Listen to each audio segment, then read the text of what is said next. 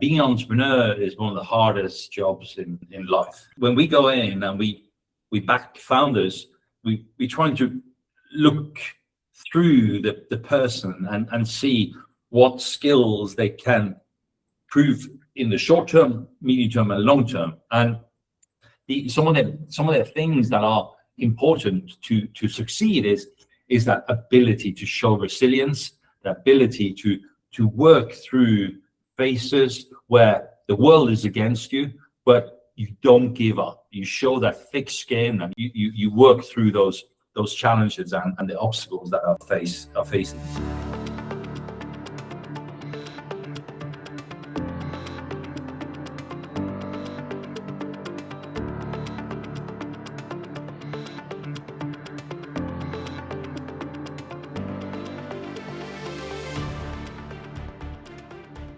Hello, everyone. Welcome to another edition of The Sourcing Stack. Today's guest has spent more than 2 decades backing founders long before the rest of the market recognized them. It is with immense pleasure I am inviting Kjartan Rist, who is the founding partner of Concentric, an activist venture fund that partners with founders building technologies to solve meaningful problems across Europe.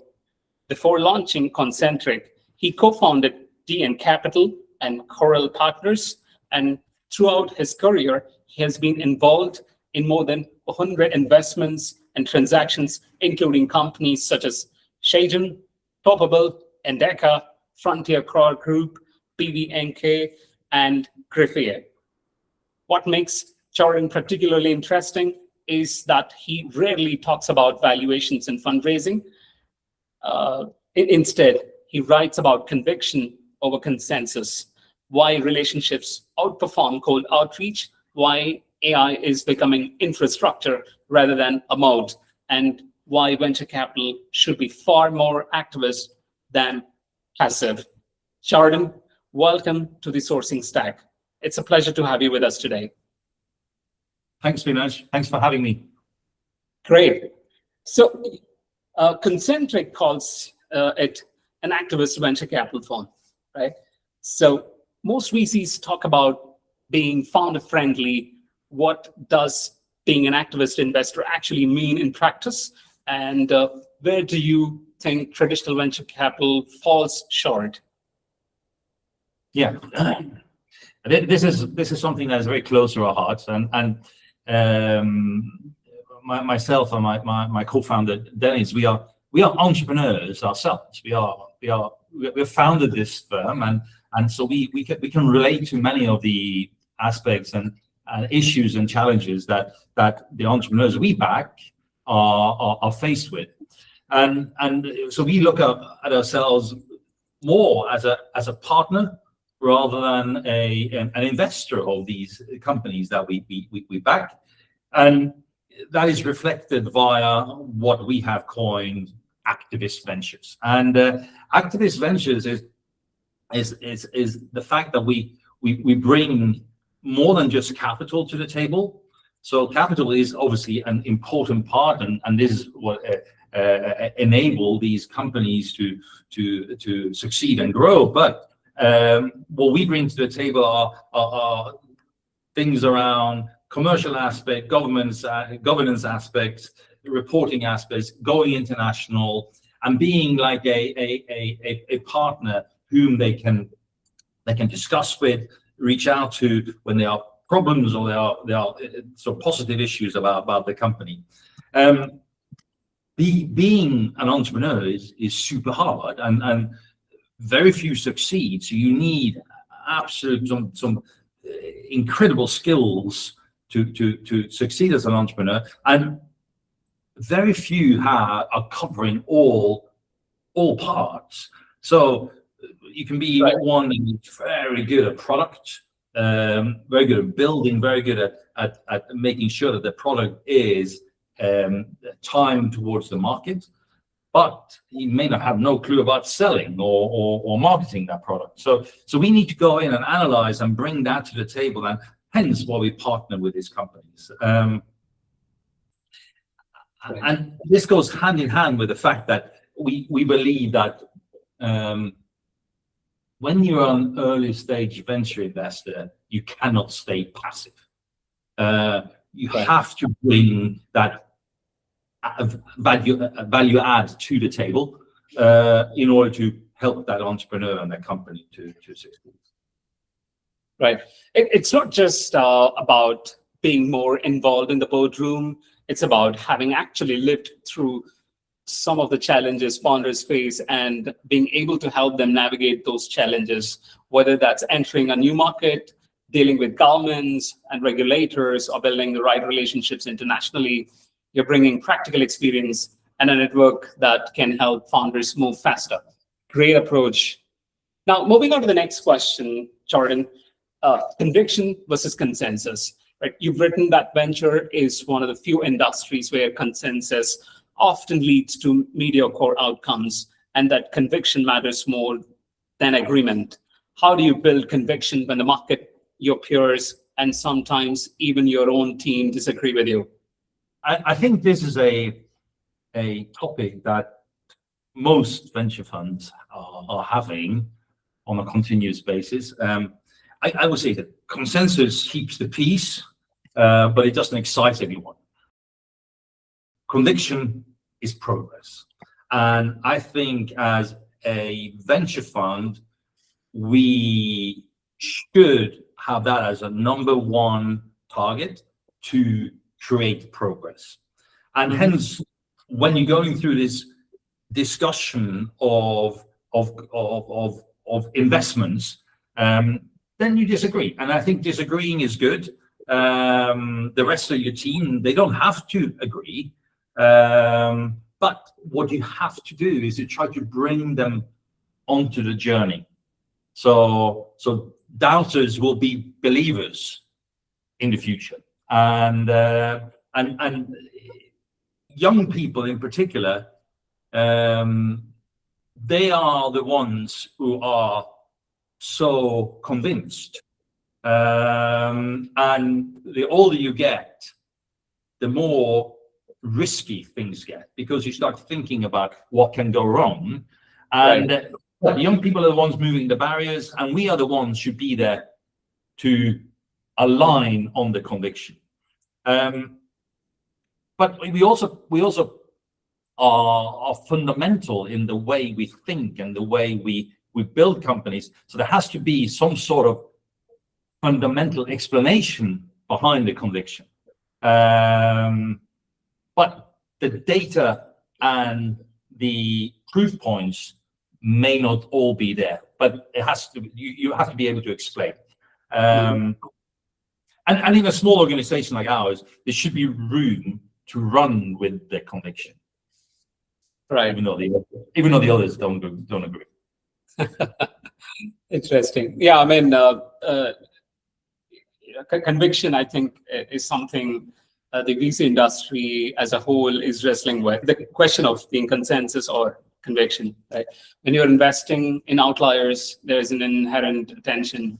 If everyone agrees with you, perhaps the opportunity isn't that differentiated, but if nobody agrees, or if some of them are not agreeing, then you have to be very clear about what you're saying that others aren't, right? So, great. Now, moving on to the next question, the founder before the market. You've often said you back people long before markets. What's the hardest founder quality to recognize early, something that spreadsheets, references, and even experiences rarely reveal? Yeah. We don't celebrate entrepreneurs enough. Being an entrepreneur is one of the hardest jobs in life. And there are so many skills required to succeed.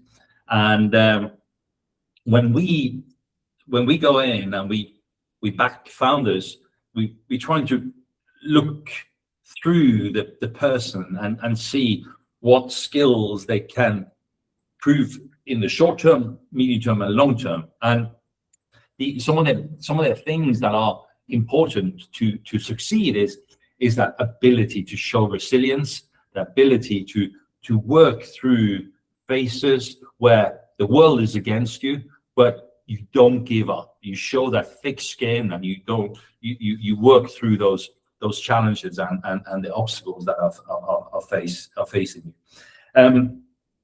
The leadership you need to show as a sort of entrepreneur or founder of a company. You bring in people, so you need to sell to so many different audiences. So you need to sell to the likes of ourselves, the investors. You need to sell to employees, because you want the best people to come and work for you and not go and work for the Googles of this world. And you also need to sell to customers, and customers who will have to take some sort of a chance on you. Yeah, you explain why you're better than the legacy products, but they still have to take a chance. So you need to be able to sell to them. So sales is super important.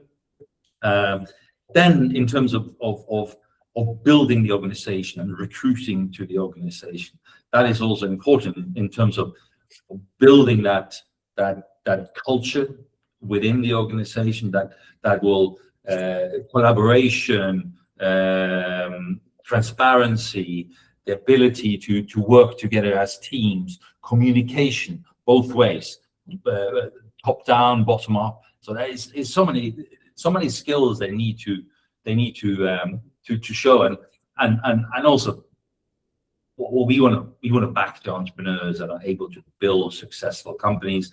And typically, to build successful companies, you need to scale.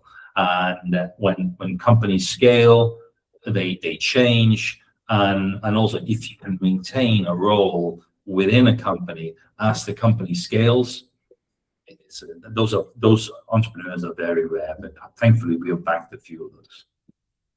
Right. That's a really important point, because entrepreneurship isn't one skill. It's almost a combination of several different skills that have to work together. A founder has to keep going when things don't work, but also constantly adapt. At the same time, they have to be able to sell the vision to completely different audiences, like investors, employees, customers, partners. Yeah, I mean, it's a tough job being an entrepreneur. Now, moving on to the next question, why network beats deal flow? Like, one of your recent posts said that some of Concentric's best investments didn't come from inbound decks. They came from trusted people in your network. Has venture capital become too obsessed with sourcing more deals instead of building stronger relationships? Deal flow per se is not an issue. We get flooded with them, but it's not the volume is the right deals. And the way, and we are not the biggest, we are not the oldest, we are not the most prominent brand name in the industry. So we need to be clever when we build our business and when we source deals. And one of the ways we have succeeded in sourcing great deals is through our close relationships, our close partners, people we have known for a number of years, people who we have backed before, people who we continue backing.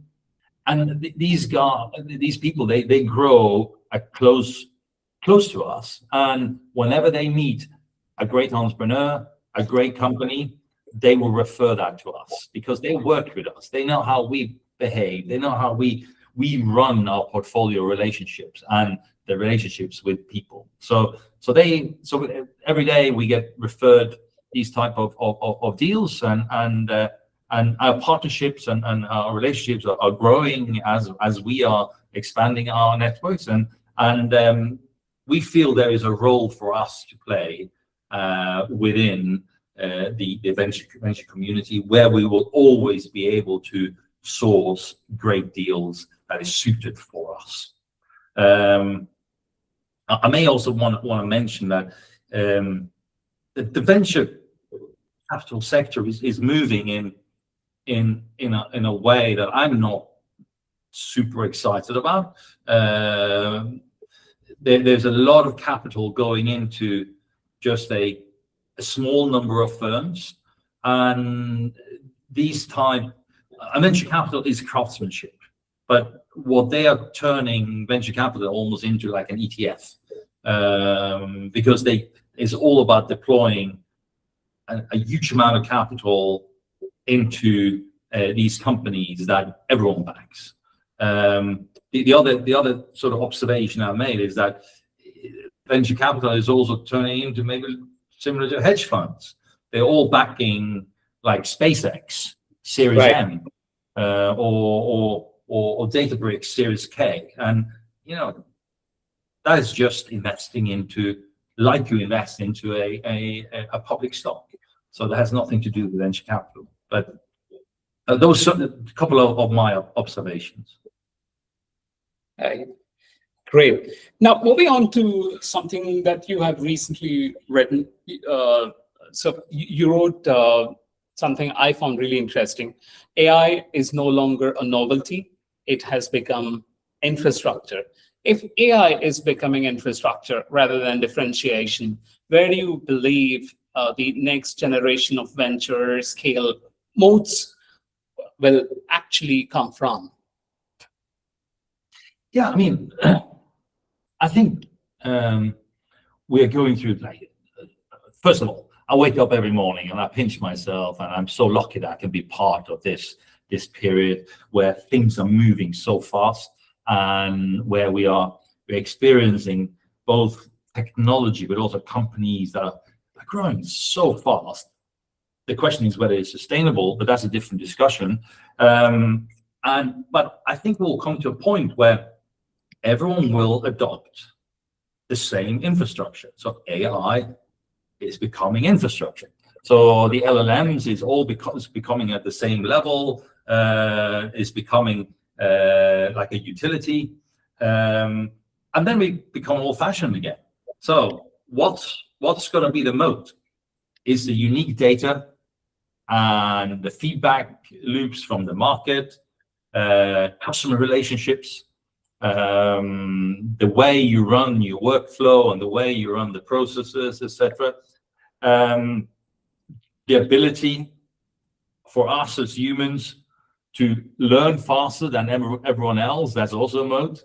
So hence the moat I'm describing here, it moves up the stack. So we're then going to be relying on old-fashioned traits or strengths in order to determine who will win. So it's an exciting period.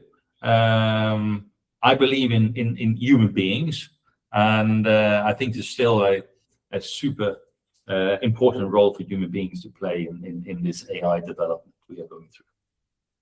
Right. That's a fascinating way to look at it. We are in a rare period where the AI is improving so quickly that what was once a product differentiator is becoming almost a utility. If everyone has access to increasingly powerful LLMs, then the advantage moves up the stack to unique data, then feedback loops from real world usage, and perhaps most importantly, how quickly a company can learn and adapt as the technology changes. Now, moving on to the next one, like the next European giant, Concentric has consistently backed European founders before they became category leaders. What's one structural advantage Europe has today that Silicon Valley still underestimates? So we're 50 years behind Silicon Valley or US when it comes to entrepreneurship and the ability to build companies. And most of our guys, i.e. the European guys, they've historically traveled to Silicon Valley or the US in order to build their companies. But we have an enormous potential here in Europe. And I'm not going to be political now and start sort of attacking the Brussels or the EU, but the potential is here. We have an enormous industrial heritage and industrial capability. We have some world-class engineering talent, computer science, computer engineering talent, and we have some amazing schools that is so spitting out STEM talent, PhDs in all subjects. I read somewhere recently that the engineering manufacturing sector in Europe employs 30 million people, and these are concentrated in clusters that they're not utilizing the potential. And this is in research, in biotech, in space, in all sorts of manufacturing, even financial technology. London is still sort of punching at a great height there. But it's what we're lacking is structures, cooperation, finance, and also the good old word culture. But I believe in Europe, and we're making small steps towards becoming a power, and the more great companies we create, the more great entrepreneurs we educate and support. There's a flywheel effect that will come back and benefit us. So there's an unrealized potential in Europe that not only in this area but in other areas as well that hopefully we will be able to release at some point. Right. Interesting. You see Europe as being big decades behind the US in the entrepreneurial culture, but at the same time, you see enormous raw ingredients for building global companies. I agree. I mean, Europe has deep industrial expertise, world-class engineering talent, strong universities, and decades of domain knowledge. The opportunity perhaps is to combine that heritage with much more ambitious entrepreneurial mindset. Great. Now, and that brings me to the next question. So stable coins before everyone else, like Concentric backed BVNK long before stable coins became a mainstream discussion. Why, or when you invested, you were betting on stable coins themselves or on a broader shift in how global money would eventually move? Yeah, I wish I could say we bet on stable coins, but that would not be the truth. There's an evolution ongoing, and most verticals are being digitalized, and we saw every aspect of the financial services world would be digitalized. Some faster than others. There's some enormous powers they're holding it back because there are some big industrial players that's making tons of money from legacy technology. But the stable coin was hardly coined. The term stable was hardly coined back then, and there's no pun intended there. But the way we transfer, pay, utilize for collateral, etc., is changing. So we just wanted to back companies that could do this faster, cheaper, more efficient, with better onboarding, better reporting, etc. And hey, BVNK turned up, and it's some super ambitious entrepreneurs, serial entrepreneurs who had all the traits you're looking for in an entrepreneur. And we were lucky enough to be at the front row and backing them from more or less from day one. And they have gone on to become an integral part now of a larger company, MasterCard. But in general, we are in the midst of this ongoing evolution that is determining how we change the way we pay, change the way companies they manage treasury. We have embedded payments. And now we are starting talking about agentic payments, which is scary in itself. But it's coming, and this is all part of digitalizing basically the financial services world. And it's BVNK has been a paragon in that respect. Right. If money or financial infrastructure are being digital, then the opportunity is to make that system faster, cheaper, and more efficient. Stable coins, I think, were one of the most liked mechanisms through which you saw the transition happening at that time.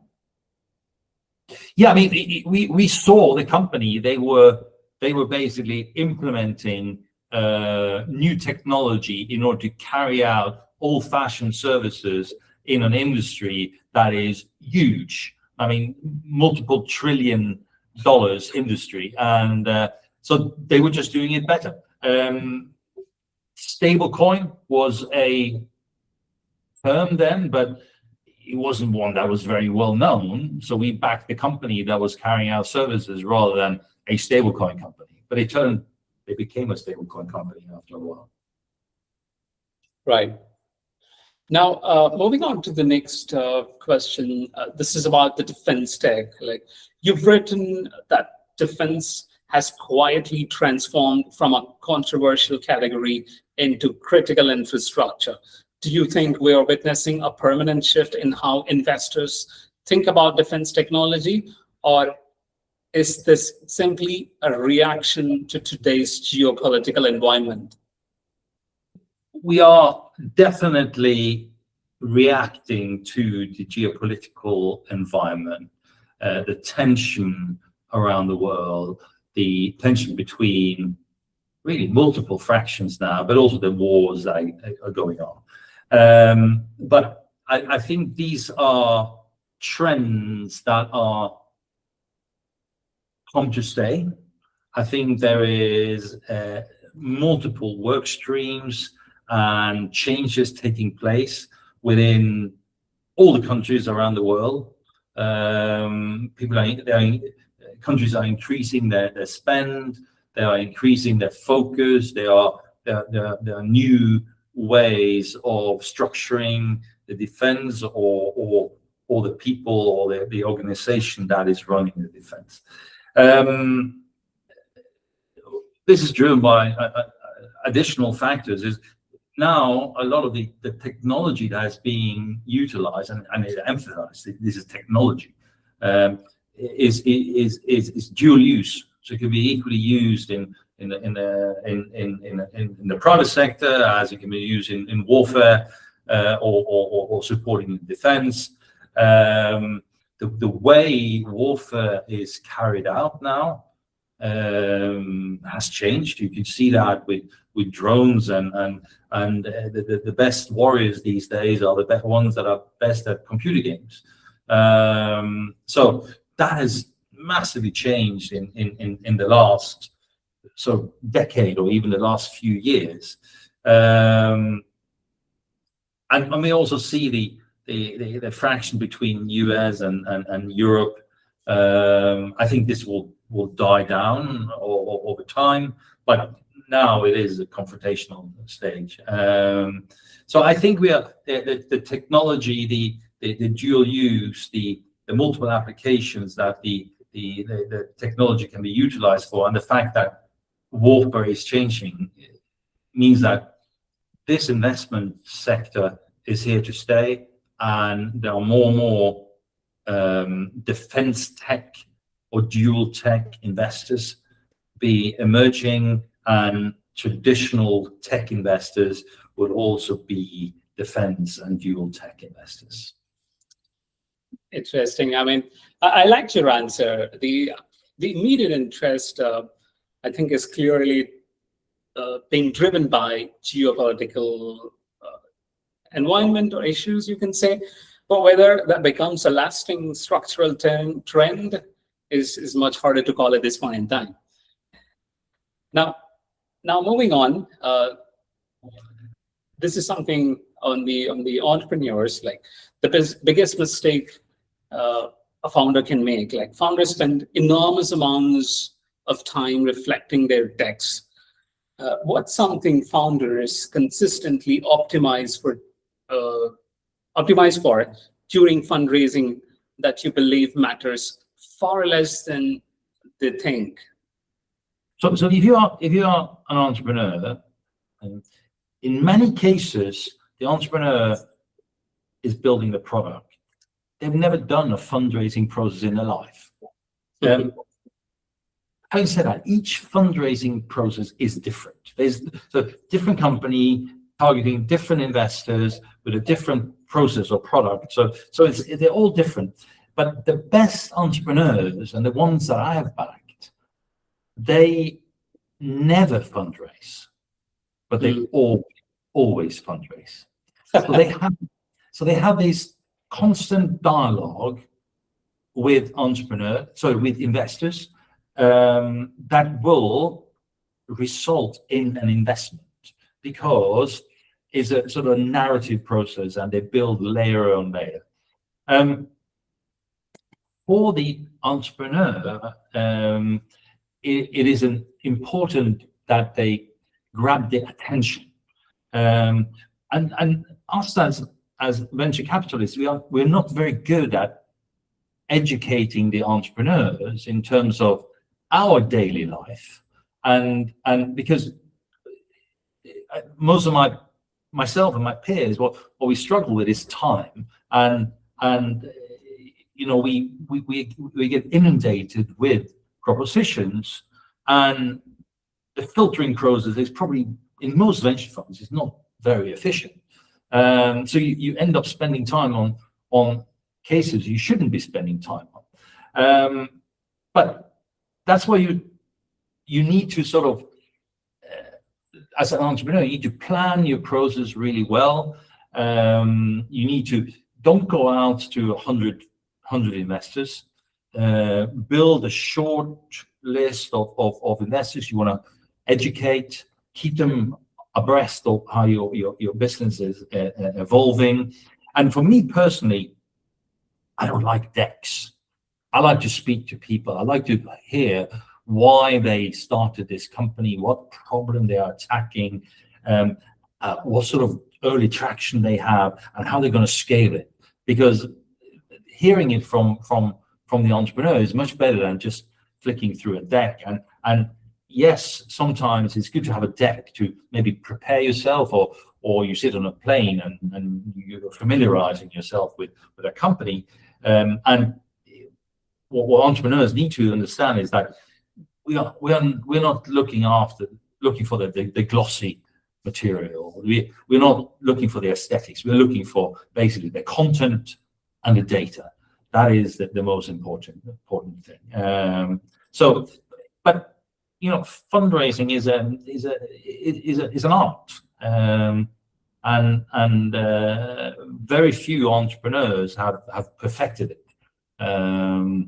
But it's we're obviously trying to sort of support and guide our entrepreneurs, and also trying to people who we don't invest into. We always try to sort of give some tips and some guidance. But it's a I can understand why entrepreneurs many of them find it hard.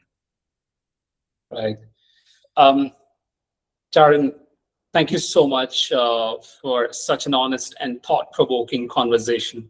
What really stands out from today's discussion is that great venture isn't just about investing or finding more deals or following where the market is moving. It's about conviction, relationships, understanding founders, and having the courage to back ideas before they become obvious. We also touched on something that I think is particularly relevant today. Technology is moving faster than ever, but the human qualities that build great companies, resilience, leadership, and the ability to learn and adapt remain incredibly important. Thank you for giving us a real look into how you think about founders, markets, and the future of venture capital. It's been a pleasure having you on the Sourcing Stack, Kjartan. Thanks a lot. Enjoyed it. Take care.